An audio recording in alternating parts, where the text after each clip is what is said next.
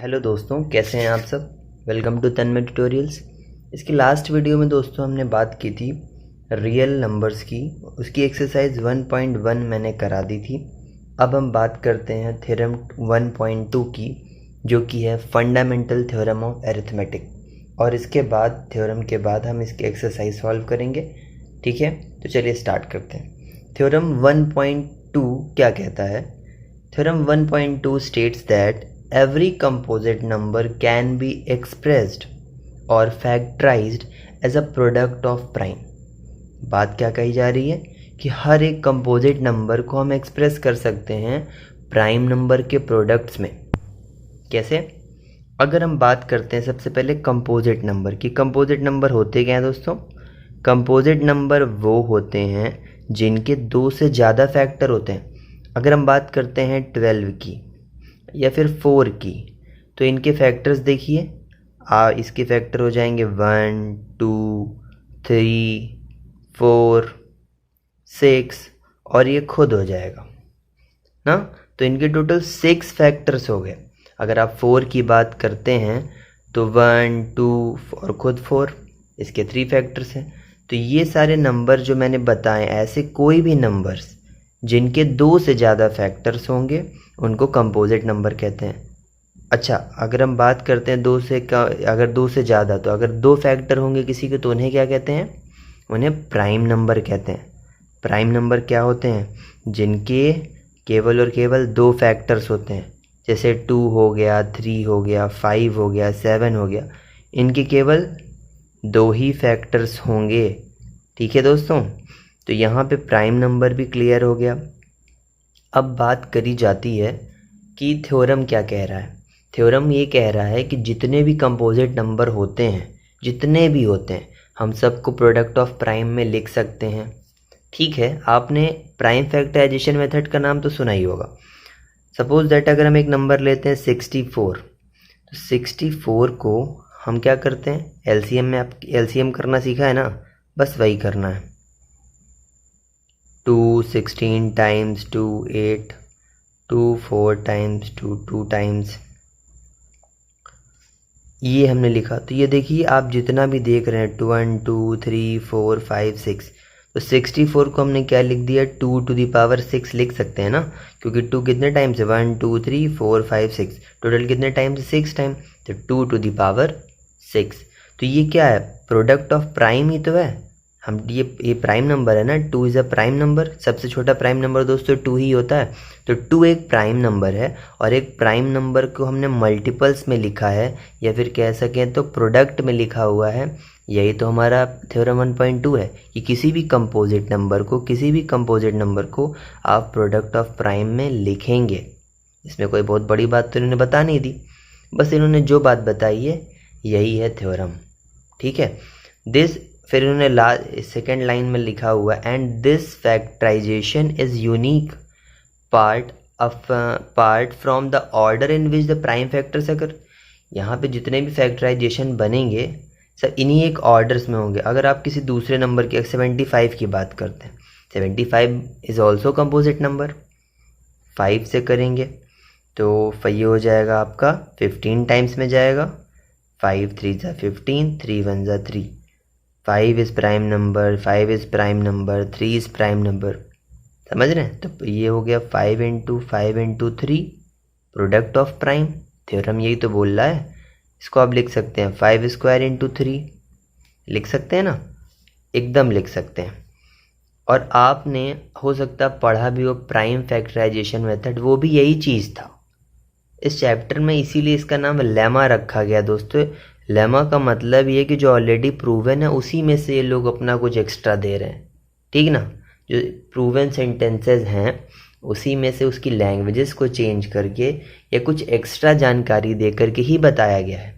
तो चलिए हम कुछ एग्जांपल्स की ओर चलते हैं दोस्तों। एग्जांपल नंबर 6 अगर हम देखते हैं, find the LCM and HCF of 6 and 20 by the prime factorization method. अभी जो मैंने बताया इसी मेथड से एलसीएम निकालना है, एचसीएफ निकालना है। आप अर्लियर क्लासेस में एलसीएम एचसीएफ बहुत अच्छे से पढ़े हैं, मुझे ज़्यादा डिटेल में बताने की ज़रूरत नहीं है।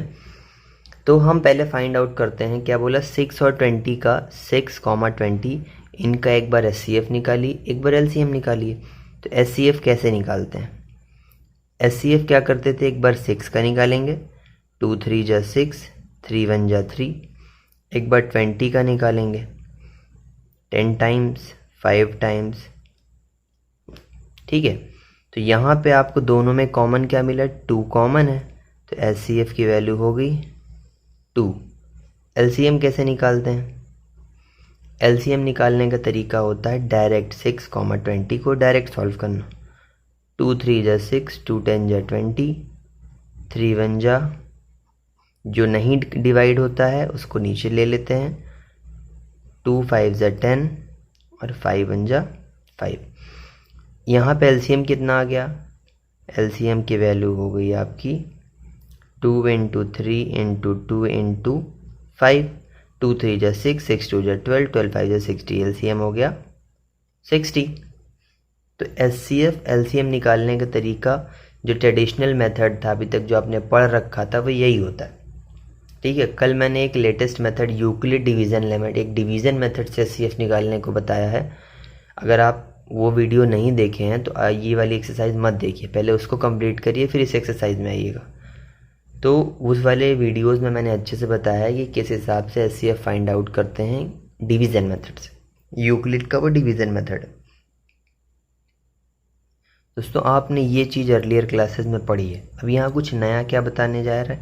नया ये बताने जा रहा हूँ कि जो SCF और LCM का मल्टीप्लाई होगा, SCF और LCM का जो प्रोडक्ट होगा वो इक्वल होगा दोस्तों, जिनका हम निकाल लें। अगर सपोज दैट ये A है और ये B है तो A × B का जो प्रोडक्ट होगा वह SCF और LCM के इक्वल आएगा। समझ में आया क्या बोला मैंने? कि जो SCF LCM होगा, इनका जो SCF LCM होगा वो इनके प्रोडक्ट के ही इक्वल होगा for any positive integers A and B। Correct है? कैसे? चलिए देखते हैं। एक बार इसको हम प्रूव भी कर लेते हैं जो मैंने बताया। अगर आप इन्हीं क्वेश्चंस को सॉल्व करते हैं, आपने 6 और 20 के एक बार HCF निकाला, आंसर आया 2, LCM निकाला, आंसर आया 60, A की वैल्यू दी हुई है 60, सॉरी A की वैल्यू दी है 6 और B की वैल्यू दी है 20। आप इनको जब सॉल्व करेंगे तो 2 से ये आप जाए हो जाएगा 60, 2 जा 120 से ये 26 जा 120, दोनों साइड देखिए 120 आ रहा है। यानी कि हमने जो बताया ये चीज़ ये प्रूवन है कि the product of SCF and LCM is equal to the product of positive integers, जिनके बारे में बात की, जिनका ये SCF LCM है उन्हीं का प्रोडक्ट। ओके दोस्तों, अभी आपने ये पढ़ लिया है। अब इससे रिलेटेड क्वेश्चंस कैसे होंगे? क्या पढ़ा आपने? For any 2 positive integer A and B, SCF of A and B and LCM of A and B, the product of SCF and LCM is equals to the A into B। यही पढ़ रखा है। चलिए इससे related एक example number 7 में question है, मैं वही कराता हूँ। क्वेश्चन में दिया हुआ है कि find the SCF of 96 and 404 by the prime factorization method, hence find their LCM। ठीक है, दो नंबर दिए हुए, एक 96 है, एक है 404। दोनों का हमें इनका SCF निकालना है और उसके बाद इसका LCM निकालना है। ठीक है, 96 का हम पहले प्राइम फैक्टराइजेशन सॉल्व करते हैं। 2 2 जा 4, 2 4 जा 8,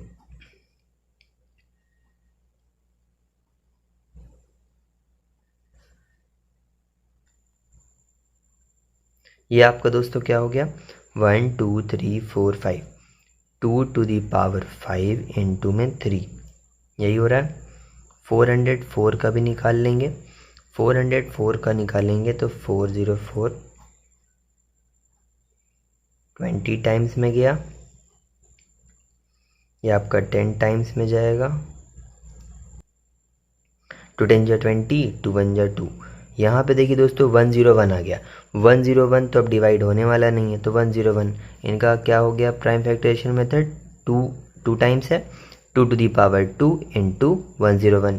ठीक है, अब हम क्या करेंगे, इनका SCF लिखेंगे। तो SCF निकालने का वही पुराना तरीका, दोनों में कॉमन ढूंढना है। यहाँ 2 टू दी पावर 5 है, यहाँ 2 टू दी पावर 2 है। एक तरीका है जहाँ देखिएगा कि पावर जिधर कम है वही SCF होगा। यहाँ सेम नंबर की जो पावर है इसमें कम है, तो ये SCF आपका 2 टू दी पावर 2, मतलब SCF 4 हो गया। अब आपको जो मेथड मैंने अभी बताया है LCM, उसी मेथड से निकालना है। अब ये पुराना मेथड नहीं चलेगा कि दोनों को साथ लिखिए और पूरा सॉल्व करिए, आंसर आ जाएगा, बट हमें वैसा नहीं करना। हमें क्या लिखना है, आपने पढ़ा था ना SCF ऑफ, फॉर्मूला लिख देता हूँ एक बार मैं। ये हो जाएगा LCM of 96,404 into SCF of 96 और 404, दोनों का LCM और SCF is equals to 96 into 404।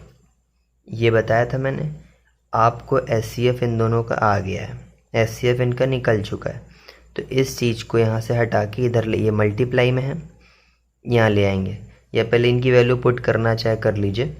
आपको निकालना है LCM ऑफ 96 और 404। ये भी आपने सॉल्व किया, डायरेक्ट हम 4 लिख दे रहे हैं।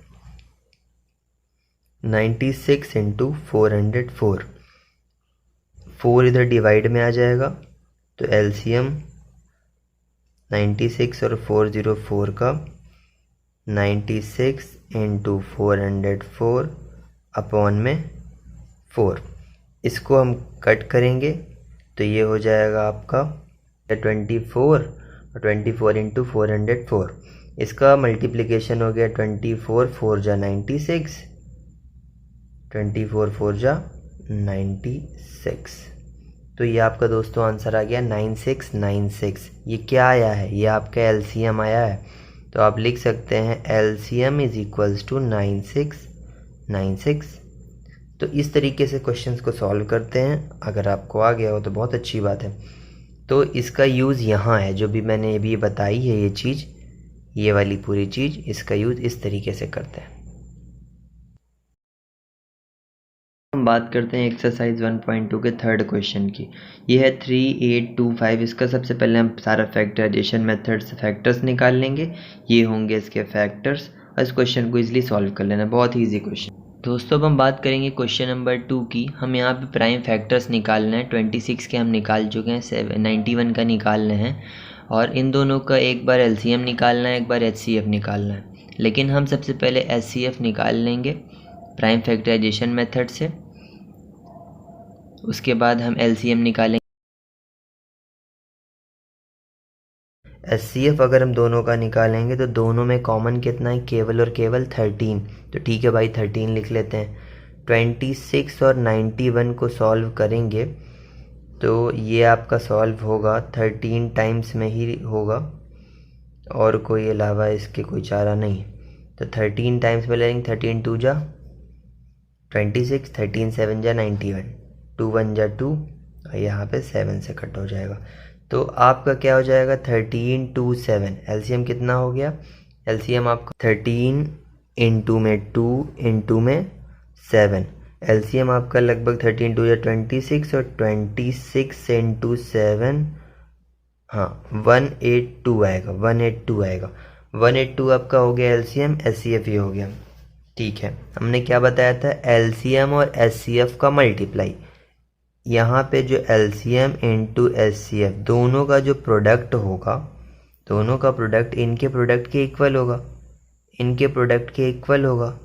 देख लेते हैं, यहाँ पे अगर हम निकालेंगे 13 इंटू 182, LCM लिख देते हैं 182, और ये हो गया 13, और यहाँ पे जाते हैं तो ये हो जाएगा आपका 26 इंटू 91।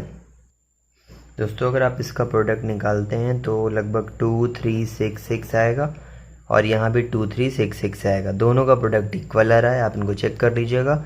इसका मतलब हमारा जो इक्वेशन है, हमारा जो सोल्यूशन है वो प्रूव हो गया। ठीक है, यही प्रूव करना था हमें।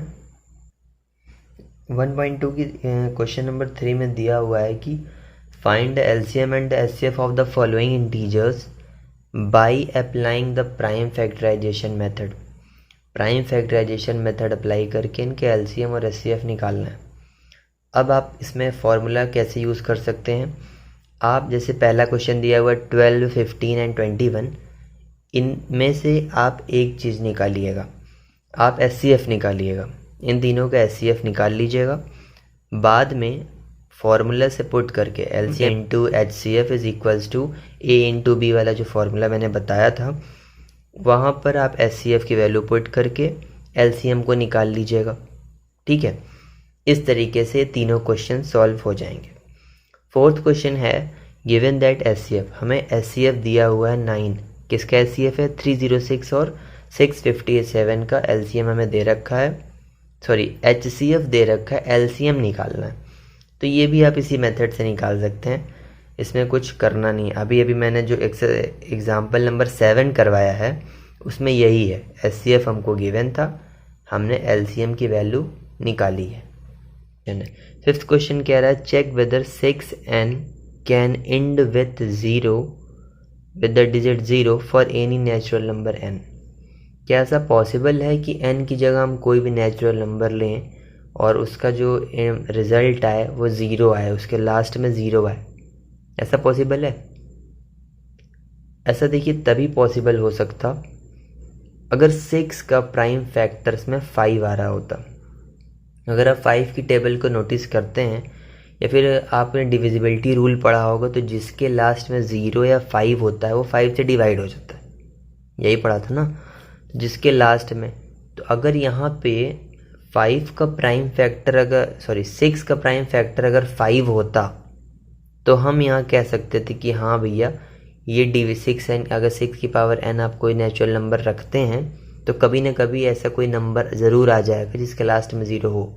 बट यहाँ पे वो सिचुएशन बनने वाली नहीं है, यहाँ पे हमेशा लास्ट में इनके क्या आ जाएगा, कोई ना कोई नंबर 6 आएगा।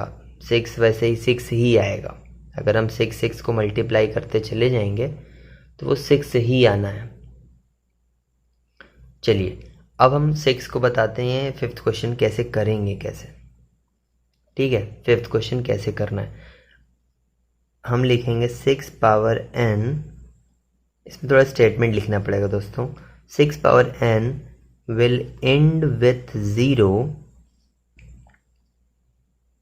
if 5 is one of the primes of 6। अगर 5 जो होता 6 के किसी भी प्राइम में होता, बट अगर आप प्राइम फैक्टर निकालेंगे, प्राइम फैक्टर 6 का निकालते हैं तो कितना आएगा, एक 2 होता है और एक 3 होता है, तो 5 तो कहीं नज़र आ ही नहीं रहा, 5 कहीं नज़र नहीं आ रहा।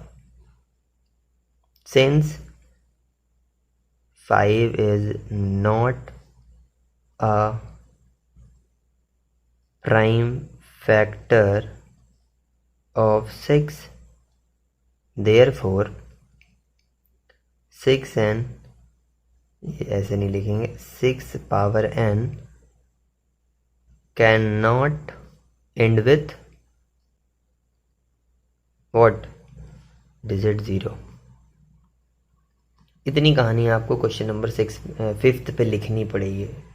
क्वेश्चन नंबर 6 क्या कह रहा है, in the question number 6 explain why 7 into 11 into 13 plus 13 and 7 into 6 into 5 into 4 into 3 into 1 plus 5 are composite number। हमको एक्सप्लेन करना है कि ये दोनों कंपोजिट नंबर क्यों हैं। चलिए ठीक है, यहाँ पे हम कंसीडर कर लेते हैं, कंसीडर कि जो n1 है 7 into 11 into 13 प्लस 13 है, और n2 की वैल्यू आप ले लीजिए जो ये दूसरे साइड दिया हुआ है, दूसरा एंड क्या है 7 into 6 into 5 into 4 into 3 into 2 into 1 plus 5। ठीक है, अब इसको सॉल्व करते हैं। पहले एक टर्म पूरा ये है और एक टर्म ये है, दोनों ही टर्म से हम कॉमन लेंगे, तो कॉमन इस पूरे में क्या है जो इसमें भी है, यहाँ भी 13 और यहाँ भी 13, और 13 को बाहर लिख लेंगे। क्या रेस्ट बचा, 7 बचा, 7 इंटू 11, ये तो 1 हो जाएगा।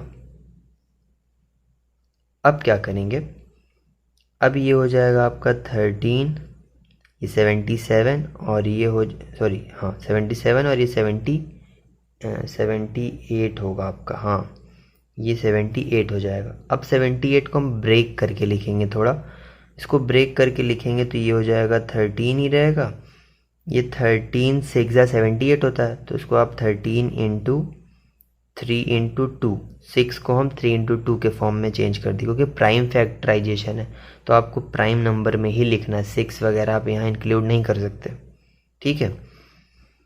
अब हम यहाँ पे तो साफ साफ दिखाई दे रहा है कि ये 13 स्क्वायर इंटू 3 इंटू 2 है, ये दिख रहा है ना, और ये तीनों ही प्राइम नंबर है।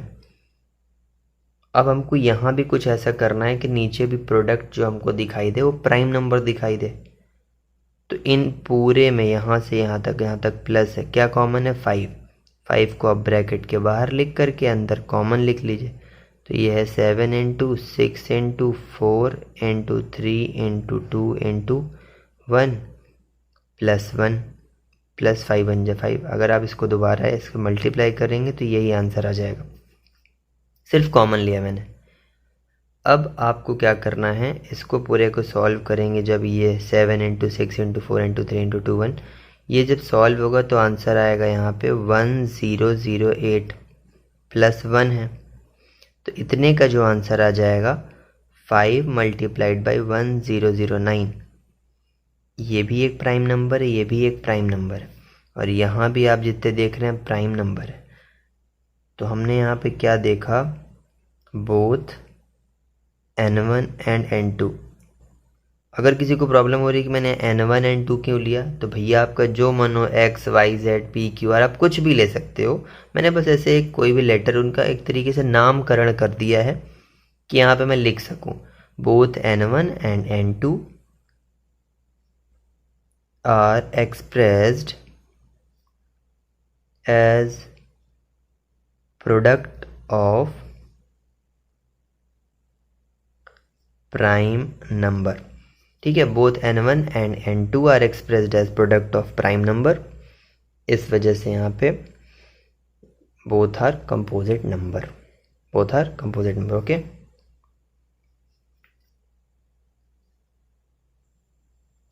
Both are composite number. अब क्वेश्चन नंबर 7 की बात करें तो क्वेश्चन नंबर 7 में है, there is a circular path around a sports field, Sonia takes 18 minutes to drive one round of the field, while Ravi takes 12 minutes for the same. Suppose they both start at the same point and at the same time and go in the same direction. After how many minutes will they meet again at the starting point? पहले question में ये बताया गया कि 18 minute Sonia को लगता है पूरा ग्राउंड का चक्कर लगाने में, रवि को लगते हैं 12 मिनट लगते हैं। सपोज़ करिए एक टाइम के लिए मान लीजिए कि दोनों एक ही टाइम पर एक ही जगह से रनअप लेना स्टार्ट करते हैं, उस राउंड को चारों तरफ रनअप लेना स्टार्ट करते हैं। तो ऐसी क्या टाइमिंग होगी, कितने टाइम बाद ये दोनों एक पोजीशन पे जहाँ पे मिलेंगे। तो दोस्तों इसका आंसर सिर्फ एक तरीके से निकाला जा सकता है, आप 18 मिनट और 12 मिनट के एलसीएम ले लीजिए। जो एलसीएम आएगा, जो लोवेस्ट कॉमन फैक्टर आएगा, वही आपका हो जाएगा कि इतने टाइम बाद ये दोनों मिलेंगे। तो हम इसको कर सकते हैं 7th क्वेश्चन को, the minimum time when Sonia and Ravi meet again at the starting point will be the LCM of 18 minute and 12 minute. LCM of 18 and 12 is 36। आप निकाल लीजिए, अगर हम 18 के एलसीएम निकालते हैं, 18 और क्या था 12 था, 18 12 का एलसीएम हो जाएगा